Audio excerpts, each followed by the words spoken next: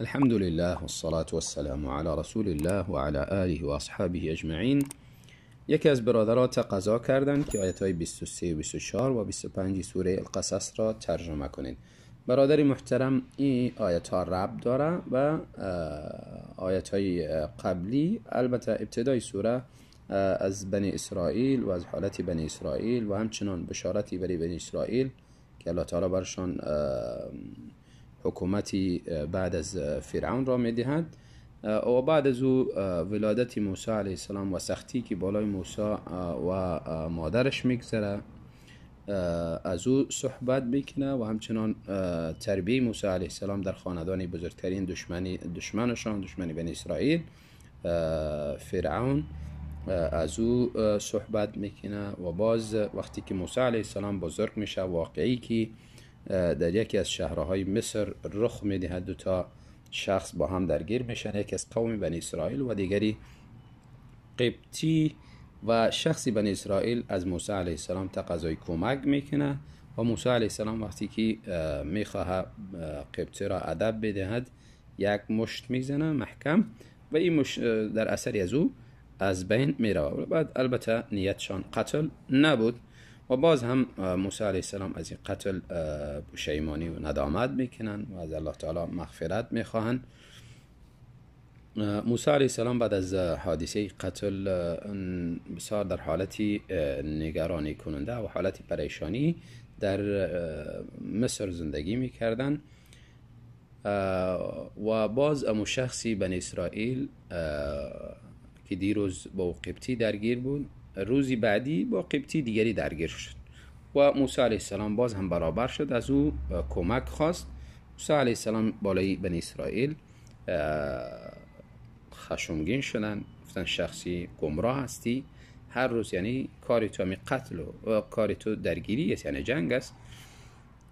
البته میخواست که قبطی را ادب بدهد. وقتی که با اونها نزدیک شد، شخصی بنی اسرائیل ترسید، فکر کرد که شاید مرا از بین ببره و خاطر رازی دیروز این شخص آشکار کرد، افشا کرد.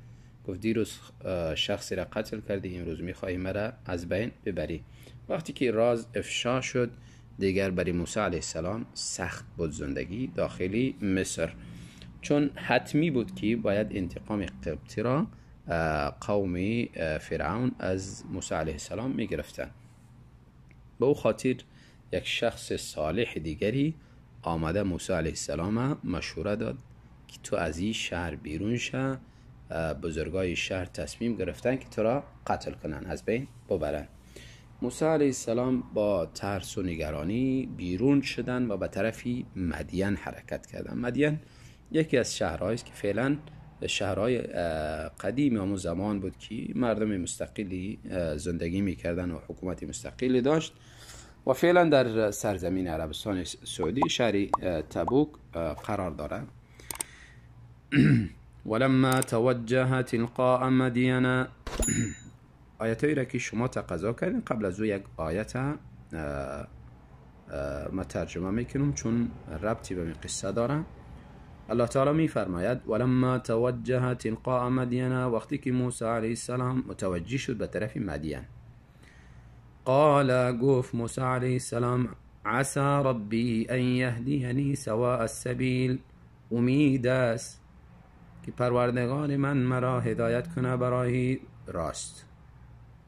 راه راست اینجا برابر است که راه راستی ظاهری که از فرعون و از قوم فرعون نجات بیابد و در یک منطقه امن و امان برود که از شر از اینها خلاص شود، و همچنان راه معنوی که راه هدایت، راه ایمان، راه به خدا رسیدن.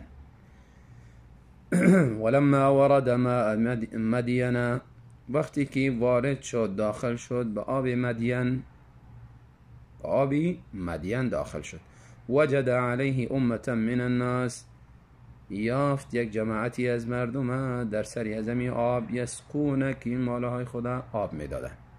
دید که یک جماعتی از مردم در سری چای آب جمع شدن و آب میدهن. و وجد من دونهم امرأتین تذودان، و غیر از این مردم 2 زنی را یافت که تذودان منو میکردن مالهای خدا از آب دادن. موسی علیه السلام اینها را که دید تعجب کرد، چرا اینها نزدیک نمیشن؟ چرا آب نمیدهن؟ با چرا اینها باز خودشان آمدن؟ چرا پدرشان نیامدن یا کسی دیگری از اقربا، برادرشان، شخصی دیگری؟ وقتی که به اینها نزدیک شد پرسید ما خطبکم؟ قال ما خطبکم. موسی علیه السلام گفت حال شما چیست؟ شأن شما چیست؟ شما برای چی اینجا یک طرف نشسته اید، آب نمیدهید و باز شما چرا آمدید اصلا؟ اینها در جواب گفتن قالتا لا نسقی حتی یصدر الرعاء. ما اینجا کناره نشسته ایم به خاطر ازی که میبینیم اینها وقتی که واپس شوند، مالهای خدا واپس کنن، بازگردانن، باز ما رفته آب میدیم. یعنی به اینها نزدیک نمیشیم. دخترای با حشمت و با عفت بودن، چون دخترای مرد صالح بودن، نمیخواستن با مردمان اجنبی یک جا خلط شوند و آبرو عزت خدا حفظ میکردن. و اما ای که چرا خودشان اینجا حاضر شدن، کسی دیگری ندارن، در جواب گفتن و ابونا شیخ کبیر. پدری ما یک شیخ بزرگ کنه‌سال است، شخصی ضعیف است، نمیتواند که خودش بیاید. دیگه در خانه هم به جز اینها کسی دیگری نبودن، مجبور آمدن که مالهای خدا آب بدهن و آب بگیرن و برن. فسقا لهما. موسی علیه السلام وقتی که قصه از اینها را شنید بسیار خسته شد. حتمی دیگه خسته میشه انسان و از این قصه متاثر میشه و اگر در توان انسان باشه حتمی تو انسانها را دست میگیره، کمک میکنه. موسی علیه السلام هم در توانش بود، فورا اینها را کمک کرد. فسقا لهما. پس آب داد برای از اینها، مواشی از اینها را، مالهای از اینها را آب داد و خودشان هم برشان آب آماده کرد. ثم تولی الى الظل. بعد از رو آورد رفت به طرفی سایه درخت بود، سایه دیوار بود، سایه چیزی دیگری بود. او سایه رفت آمونجا نشست و بعد ای دعا را کرد. فقال رب انی لما انزلت الی من خیر فقیر. پروردگار من، آنچه از خیری که بالای من فرود آوردی، نازل کردی، من محتاجی از او هستم. خیری که موسی علیه السلام الله نجاتش داد، خیری که با امن و امنیت واردی مدین شد و همچنان خیرهای بعدی را از پروردگارش منتظر است که شکمی زیر سیر کنه، و یک خانه امن براش آماده کنه. موسی علیه السلام در متحالتی خود زیر همین سایه نشسته بود. فجاءته احداهما. پس آمد یکی از این دو تا دختری که برشان خدمت کرده بود، آب داده بود. تمشی علی استحیاء. دختر آمد خوب بسیار با حیا را میرفت، بسیار با حیا، با حشمت، با عفت را میرفت. از راه رفتنش میدانستی که دختری با حیاست. قالت ان ابی یدعوک لیجزیک اجر ما سقیت لنا. دختر گفت برای موسی علیه السلام ان ابی، یقینا پدری ما، یدعوک ترا میخواد. به خاطر چی؟ لیجزیک اجر ما سقیت لنا، تا اینکه بدل و عوضی و خدمتی که برای ما کردی، برای ما آب دادی، امر پدری ما عوض شبرت بدهد. این را گفته میشه و هل جزاء الاحسان الا الاحسان. نیکی جزای از اون نیکی است. و این شخص مرد صالح و نیکوکار دید که برشان نیکی رسیده، دیگر خواست که نیکی شخصا عوض بدهد. فلما جاءه وقص عليه القصص. وقتی که آمد این مرد، یعنی پدر یعنی دو تا دختره، موسی علیه السلام آمد. گفته میشه بعضیا میگن که مرد شعیب علیه السلام بوده و بعضیا میگن مرد صالحی بوده. البته کدام نص دلیل قاطع واضح نیست که شعیب علیه السلام بوده باشن، خب البته شعیب علیه السلام در شهری مدین فرستاده شده بود. بعضی ها شاید از امو برداشت کنن که این شخص شعیب علیه السلام بوده و البته از بعضی آیات تو دانسته میشه که شعیب علیه السلام قبل از موسی علیه السلام مدتی بیشتری بوده. به هر صورتی والله علم شعیب علیه السلام بوده یا شخصی دیگری. و قص علیه القصص، وقتی که آمد نزد شخص قصه خود برش بیان کرد، قصه که امرای ازی در مصر گذشته بود و قصه فرعون و لشکر فرعون، همه از اینها را برشان قصه کرد. قال لا تخف نجوت من القوم الظالمین. مرد صالح گفت، یا شعیب علیه السلام شخصی که بود گفت نترس، یقینا نجات یافتی از قوم ظالم ستمگار، از اینها نجات یافتی. قالت احداهما یا ابت استأجره، فوراً پیشنهاد کرد یکی از دخترای مرد صالح. قالت گفت احداهما، یکی از دخترا، یا ابت استأجره، ای پدرجان این شخص خدمتگار بگی، چون با خدمتگار ضرورت دارن، در خانه هیچ کسی ندارن. این خیر من استأجرت القوی الامین، گفت بهترین شخصی را که خدمتگار میگیری شخصی بوده باشد امین و قوی، نیرومند باشه. و این صفت در این شخص دیده میشه. این شخص هم قوی است. قوت موسی علیه السلام از کجا درک کردن؟ وقتی که نوشته میکنه مفسرین اما سنگی را که بالای چاه گذاشته میشه با تنهایی خود او را بالا کرد، در حالی که او را 10 نفر بالا میکردن. امانتی از این از کجا درک کرد؟ امانتی از این از حالتی که دختر رفت، وقتی که این را گفت پدری من تو را میخواهد، موسی علیه السلام همراه دختر در راه که آمدن، موسی علیه السلام پیش شد و دختر گفت منو راهنمایی کن و این دلالت به امانت موسی علیه السلام میکرد. و از این دانسته میشه که امو دختری که پشت موسی علیه السلام رفته بود امو این پیشنهاد برش کرده.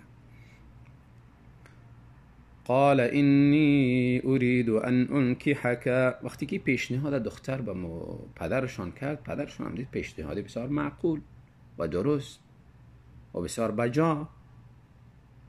و همچنان اگر در این وقت ما شخصی انسان صالح و نیکوکار و بهتری را دختری اگر میبیند و از او خوشش میآید و برای مصلحت خود و خانوادهش اگر میدانه، برای پدرش پیشنهاد کنه که مرا به می شخص بدی، اشکال نداره. از این آیت های چنین برداشت میشه. المهم قال اینی اريد ان انکحک، مرد صالح به موسی علیه السلام گفت اینی اريد، یقینا من میخواهم، ان انکحک، این که به نکاح تو بیارم یکی از امی دخترم، احدی ابنتی، یکی از امی دو تا دخترم، میخوام یکی از این 2 تا دختره برات بدهم، به نکاح تو بیارم. على شرط میسه که ان تأجرنی 8 حجاج، این که خدمت کنی مرا 8 سال. فإن اتممت 10 فمن عندك، اگر 10 سال پوره کردی این احسان از جانب تو است، نیکی از جانب تو. و ما اريد ان اشق عليك، من نمیخوام که بالای تو سختی بیارم، سختی بالای تو نمیارم. اگر 10 سال پوره کردی نیکی از طرف تو، اما شرطی با تو 8 سال است، 8 سال باید خدمت کنی. از آیاتی را دانسته میشه که مهر زن هم خدمت شده میتونه، خدمت مهر زن شده میتونه. و ما اريد ان اشق عليك ستجدني ان شاء الله من الصالحين، زودی اسمیابی مرا مرد صالح، از جمله انسانهای نیکوکار، یعنی با تو رویه خوب میکنن، گذران خوب میکنم، وفا به عهد میکنم، خیانت نمیکنم برای تو، انسان صالح مرا میابی. قال ذلك بینی و بینک، موسی علیه السلام گفت همین پیمان بین ما و تو، خلاص من پیمان آماده است. ایما الاجلین قضیت فلا عدوان علی، پس هر یکی از این دوتا مدتی را که تعیین کردی، یکی 8 سال و یکی 10 سال، هر یکی از این را اگر پوره کردم بالای ما دیگر کدام تجاوزی نیست، کدام خدمت اضافگی نیست، کدام ظلم دیگری نیست. والله علی ما نقول وکیل، الله تعالی به آنچه که ما و تو میگیم، ما در اینجا میگیم، وکیل ذمه‌وار است. الله تعالی ذمه‌وار و شاهد و